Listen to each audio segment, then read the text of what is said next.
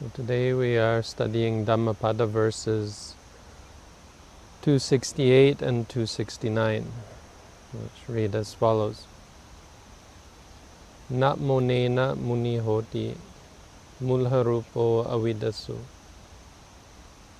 Yo ca tulaṃva paggayha varamādāya paṇḍito.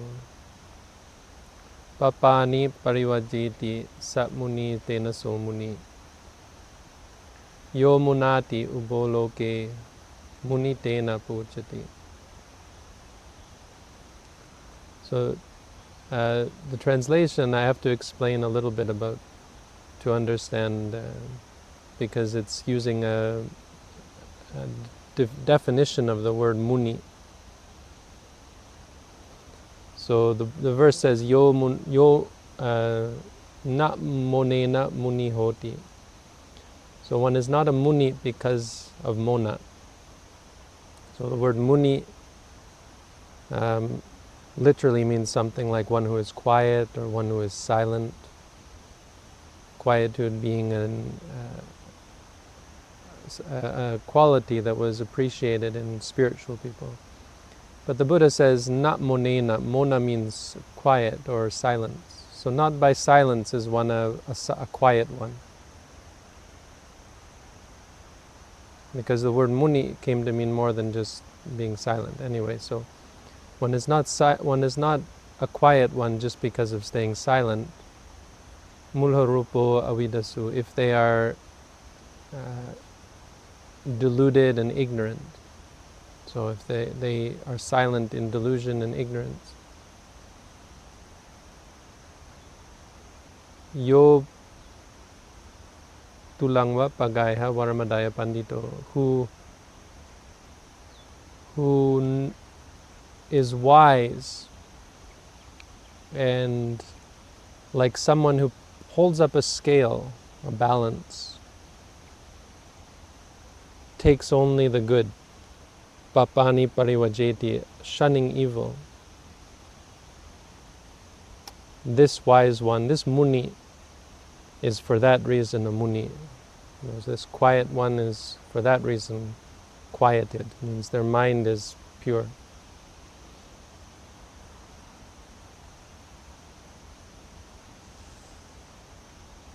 Yo munāti ubho loke munī tena pavuccati, who understands both good and evil, both quiet and staying quiet and speaking up, who knows both sides of things. Yo munāti ubho loke, munāti, munī tena pavuccati, is for that reason properly called a muni, a quiet one. So this verse was taught in response to a fairly remarkable and memorable story, a short story, but memorable, of how it came to be that Buddhist monks offer appreciation after receiving a gift. So in modern times, monks will often give a short blessing in Pāļi, expressing their wishes for the people who give to be happy and well. And it's also common after giving a gift for monks to teach the Dhamma as an appreciation, as a respect and rejoicing in the goodness of those who do good deeds. But in the time of the Buddha, after the Buddha became enlightened and went and ordained the 5 ascetics who had followed him around and expanded his following to a large number of monks. In the beginning, they weren't told what to do when receiving gifts. So the monks would receive alms like other religious people of the time, go into the village, and those who were looking to do some spiritual gift-giving would offer to all of the ascetics who came into the town. And so the Buddhist monks would do it as well. Now in that time, there were ascetics from other groups outside of the Buddha Sasana. who, when they were given gifts, when they received food from the lay people, they would chat with them and talk with them and give blessings. May you be well, may you be happy. They would offer advice and news. Apparently they would tell them the state of the roads. Don't go this road, it's flooded. Don't go there, there's a snake or an elephant or something. They would be very generally helpful in response to receiving gifts from the laity, from ordinary people. And so when the Buddhist monks came in very mindful and focused, restrained and quiet, the people who gave them gifts were kind of put out by it, and they started sort of criticizing them, saying, why are these monks not grateful? Why are these monks not appreciative? Why are these monks these ascetics not expressing their appreciation or saying anything? Why are they just staying quiet? And so this went around, and the monks heard of it, and they went to see the Buddha, and they asked him what to do, and the Buddha said, well, absolutely, I allow you, as is convenient, as is comfortable, as leads to happiness, yatha sukhang. Give blessings and teach the Dhamma. Express your appreciation by teaching the Dhamma to those who give you gifts, those who are kind to you. Express appreciation and take the opportunity to give something in return. It's not about being a business transaction where you owe them something. It's about being grateful and taking the opportunity and doing the right thing to help those people who are clearly looking or seeking out guidance, seeking out good things. Those who are more or less on the right path. Anyone who is charitable and kind is in a good way. And so it's a ripe opportunity to sow good seeds and to cultivate goodness. And so from then on, the monks took up the practice of offering blessings, wishing for the givers to be happy. Sometimes they would just say ewang hotu. So a person who gave gifts would make a resolve. They would say, with this gift may I go to heaven, may I be rich, may I become enlightened, may I find freedom from suffering. And whatever they wished for, the Buddhist monks would say ewang hotu, and that would be their blessing. It means, may it be thus. So it's just a wish for all of their wishes to come true. There are longer ones where they would wish for them to be protected, wish for them to be happy.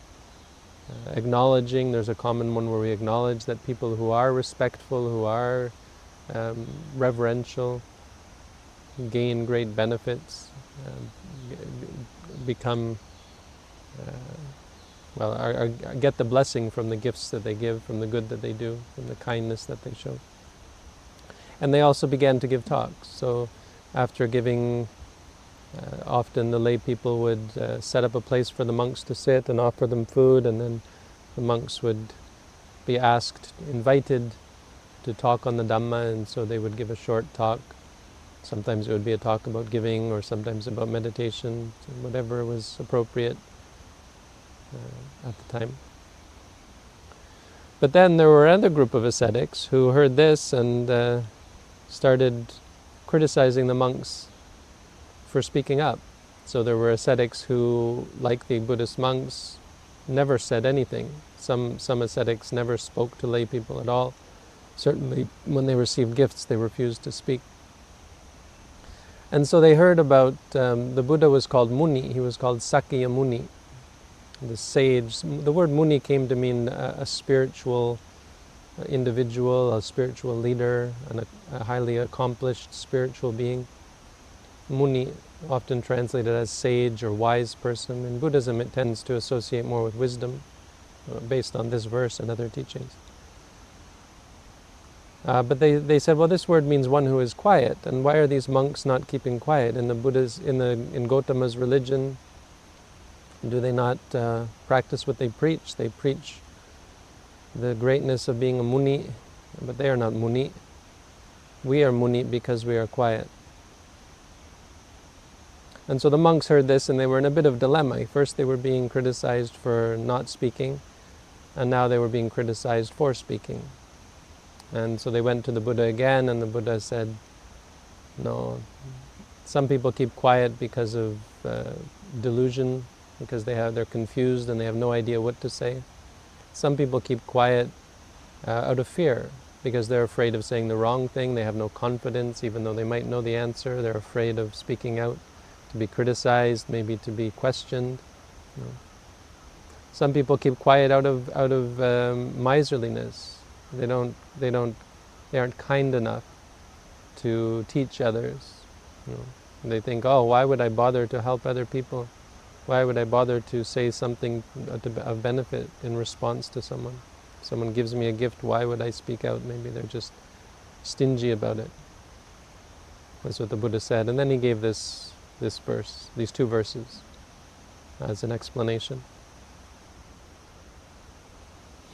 So the lesson from the story, we can separate into two parts. First, there is the idea of criticism. Criticism is a funny thing. The first thing we can say about criticism is that it's valuable. When someone criticizes you, you should appreciate that. You should see it as a great opportunity for introspection, to consider whether you have something to learn, whether you have something to gain. It's so easy, anyone, any ordinary fool can get angry and upset when people criticize. Obviously this is the ordinary response, and it's so common to see people coming with great anger, being criticized for this or that, being spoken to harshly and getting angry about it. But that's not the Buddhist way, obviously. Criticism is great, is wonderful. The Buddha said it's like, you should consider it like someone showing you buried treasure if they criticize you. So that's the one side. Criticism is something that we should take always at face value, but we should also just take it at face value and not give it more meaning than it actually deserves. Because obviously, as in this example, it's easy to criticize people for things that are not worth criticism. There's another example that's similar to this story of a man who came to the monks looking for a Dhamma talk, and he went to he went to Ananda, he went to Sariputta, he went to Revata. And Sariputta taught a very long talk, and Revata didn't say anything, and Ananda spoke just a little bit, and he got upset about it all. And he went to the Buddha and he said, look, none of these monks know how to teach. One talks too much, one doesn't talk at all, one talks just a little bit. Please, you give me a talk and I'll appreciate what you say. And the Buddha said, okay, here's your teaching. They criticize those who don't speak, they criticize those who do speak. Nobody in this world is not criticized. And that was the Dhamma that he gave to him, reminding him that it's also easy to criticize. Criticism takes a lot less effort than actually accepting and processing the criticism of others. So our acknowledgement of criticism is valuable, and our acceptance of the criticism of others is valuable. But we also have to understand that criticism often comes from a place of negativity, a place of defilement. Most often people who are vocally critical have insecurities and have heavy defilements that make them focus more on others than on themselves. The Buddha said, of course, we should not be concerned with the faults, the things that others have done or what they have not done. We should be focused more on what we have done and what we haven't done. And so you can know the nature of a person if they are generally critical or overly critical. And the other thing we can learn from the story is the difference between conceptual reality and ultimate reality. It points out to us that in the case of much criticism, it's criticizing about things that are not meaningful. So this comes into play when we deal with all sorts of dilemmas and challenges in life, questions in our life. What should we do? What shouldn't we do? Should we, for example here, should we speak or should we not speak? These dilemmas come up constantly in our lives. These questions are constantly being posed to us. Should we do this? Should we do that? Should we do this? Should we not do this? Whether we should or shouldn't do something, or should we choose to do one thing or do another? We're constantly being asked these questions in a conventional sense. And it's easy to get lost in conventional reality. It's easy to slip up and mistake this for having intrinsic meaning, intrinsic value, that somehow it's intrinsically important whether we do this or do that, or do something or don't do something. And we can see how it leads to this sort of dilemma, where eventually you can box yourself in a corner where you're damned if you do and you're damned if you don't. There's someone's going to criticize you if you do something, you're going to be criticized if you do, you're going to be criticized if you don't.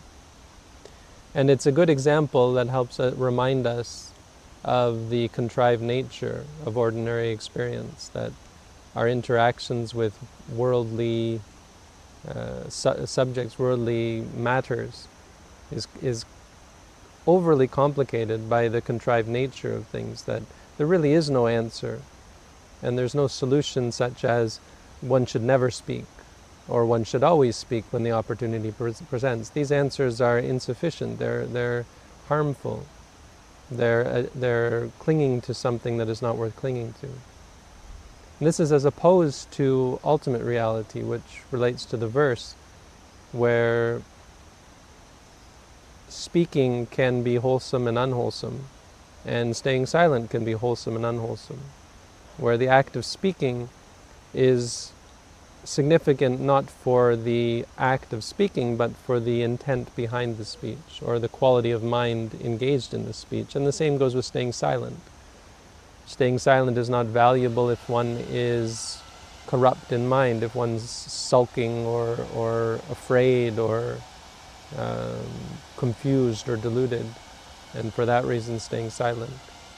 The acts that we perform are not inherently significant. Even killing or stealing are only incredibly unwholesome because of the quality of the mind behind them. As we remember from the very first Dhammapada verse, the mind comes first. If you act or speak with a polluted mind, with a corrupt mind, then suffering follows. And so this is the key, is that you can't suffer from doing or not doing something if your mind is pure. If you make a mistake, do something that ends up causing suffering for yourself or others, the only suffering truly that comes to your mind is from the pollution that exists in your mind. That has nothing to do with the acts that you performed or the acts that you failed to perform. Speaking up and saying what seems to be the wrong thing is only a problem if your mind is corrupt, if you're saying it for the wrong reason, if you're cultivating unwholesomeness, or if you react to what you've said feeling guilty about it, feeling remorse for it, feeling anger at yourself for it. Or alternatively, you feel conceited about it. I said something great, I taught something wonderful, I said the right thing, holding on. All of these are what's really going to cause problems. And likewise with staying silent. Sometimes you might stay silent and people criticize you or scold you. Why didn't you say something? You're a terrible person for not speaking up. And that could certainly be possible. Maybe you didn't speak up because you were afraid or confused or deluded, but it's also quite possible that if you're mindful and you realize that speaking up, or you clearly see the problems with sometimes speaking up, butting your head, butting in on something that doesn't concern you. If you don't speak up and your mind is pure, and it doesn't matter, even people might criticize you for it, it's not significant. Because of course speech is only sound. In the end, in an ultimate sense, it's only the experience of the movement of the voice box and the lips and the mouth and the vibrations at the ear of those who hear it. I mean, these are experiences, and they arise and they cease. They don't have any significance as being good or bad. It's only the interpretations that are significant, how the mind reacts, how our mind reacts, how someone else's minds react. If the person receiving the speech gets upset, then that's suffering for them. If you get upset about in regards to what you're saying it angrily, out of greed, out of delusion, then you also will suffer. So the lesson from the story is memorable. Reminds us of not to take the world too seriously, not to take our decisions too seriously, not to stress or lose sleep over conventional reality, and only really be concerned with how we do things, the nature of our minds when we do things. As for the verses, well, we can go in line by line. So the first line just reminds us that one is not a muni because one stays silent. This might be the etymology of the word muni, but if muni means one who is spiritually cultivated, spiritually developed, spiritually advanced, then certainly just keeping quiet isn't enough.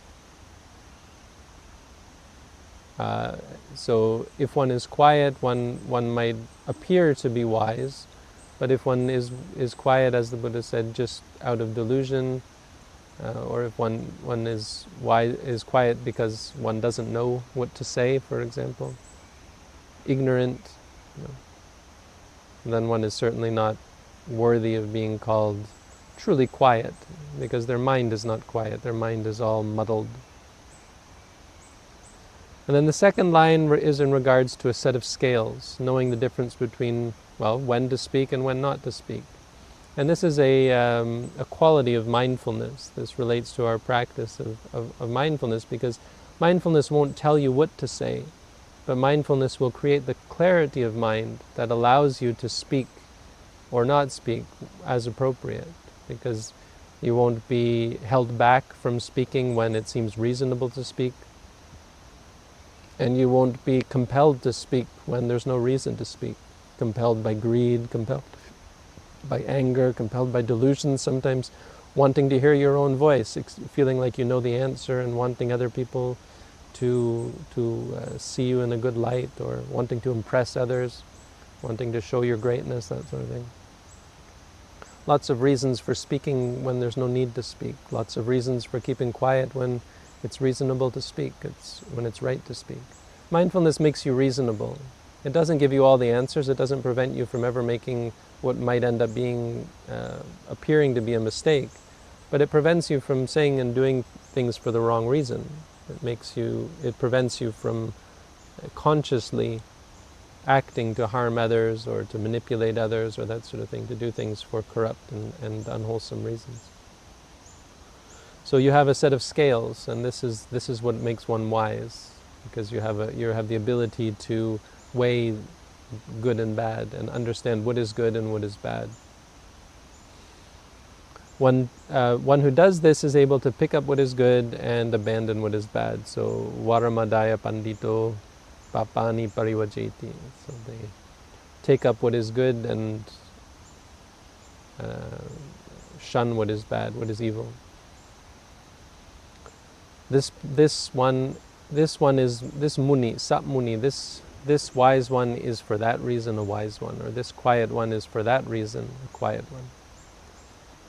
Yo munāti ubho loke, Muni tena pavuccati. Who understands both in this world. Ubho is the pair or both in this world. Such a one is indeed. Because of this, one is truly called a quiet one. So this idea of both is an interesting one. He doesn't really explain what it is. It could be referring to the idea of staying silent or speaking up. The commentary says it could refer to any number of dichotomies, like knowing the internal and the external. It could be related to knowing what is essential and unessential, what is conventional and what is ultimate reality. Being able to decide. I guess the idea of ubho or ubho relates to the ability to discern, to make decisions and to know the difference between realities, knowing the difference between both good and bad and right and wrong and so on. So the lesson from the verse, well, the obvious lesson is that in order to be spiritually accomplished, it requires more than just externalities. And this is a common issue, that we're often much more concerned just by habit with how we're perceived by others. So how we appear, how we present ourselves. We want to look good and seem good to others. We have a sense of appearing to be wise, appearing to be spiritually accomplished. And so it's much easier to present yourself as spiritually accomplished. But none of that is is of any value, of any importance whatsoever. Obviously, how others see us doesn't bring any true peace or happiness or freedom from suffering. The opinions of others don't really ultimately affect us unless we let them, unless we depend upon them, unless they are something that we crave, something that we require, something that we are triggered by. So if others criticize us and we let ourselves get upset by that, then obviously we're going to constantly be slaves or dependent on the vulnerable to the opinions and the minds of others. No, but obviously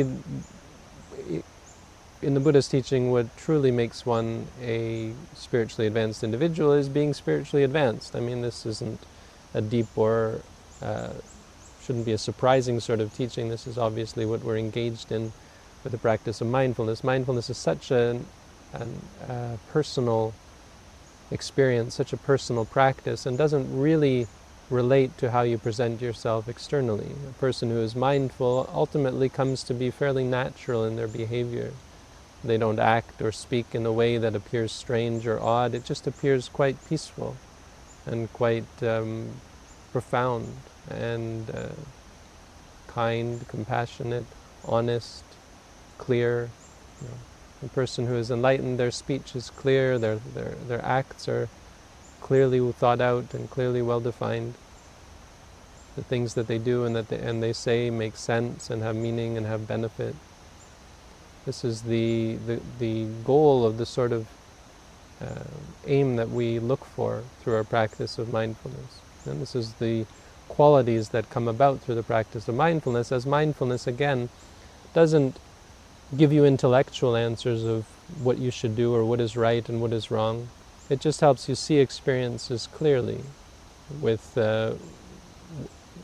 free from greed, free from anger, free from delusion, the kinds of things that, again, make us do and say, act and speak out of turn, make us do and say things that cause stress for ourselves, stress for others.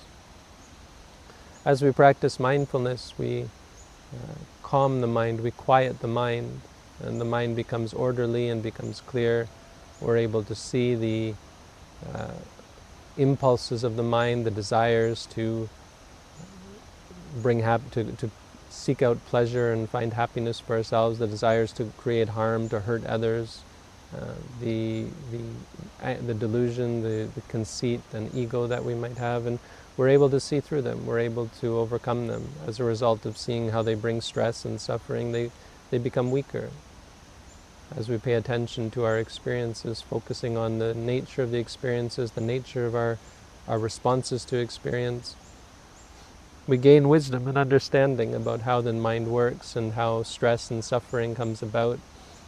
And our habits which lead to stress and suffering become weaker and weaker. Our minds become clearer and clearer, and so it's not so much about acting or not acting and all of the decisions that we think we have to make. It's much more about how our minds are qualitatively when we act, when we speak, or when we don't act, or when we don't speak, when we're confronted with the opportunity to act and speak. Often it's not so much about whether we do or don't act or speak, but how and why we act and speak. So this is where mindfulness really and truly brings benefit, helping us to make the right decisions and bring about outcomes that are conducive to happiness and peace for ourselves and others. So a fairly simple teaching, a simple story, but something that very much does relate to our practice of mindfulness, reminding us that it's not so much about all of the things that we might be doing if we weren't here sitting silently in meditation. That true benefit and true value comes from activities like sitting silently and practicing mindfulness, because of how it creates clarity and wisdom in the mind, and it creates this true state of quietude, where you could truly be called a Muni, even in the sense of being quiet, not because you don't speak, but because your mind is quiet and your mind is clear and your mind is free from greed, anger, and delusion. So that's the Dhamma for today.